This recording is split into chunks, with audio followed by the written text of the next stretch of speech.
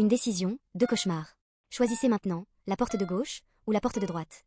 Vous avez 5 secondes pour choisir.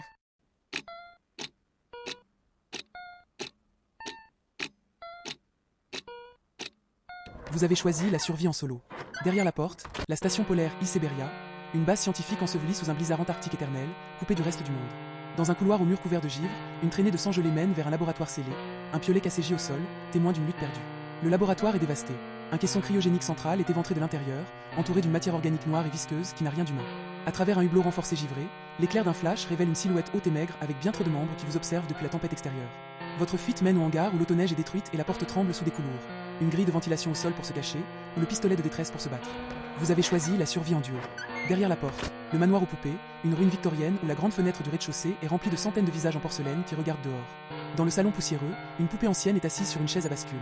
Ses yeux manquants ont été remplacés par de vraies dents humaines enfoncées dans les orbites. La nursery est un cauchemar où des centaines de poupées pendent du plafond comme un mobile grotesque au-dessus d'une silhouette d'enfant dessinée à la craie au sol.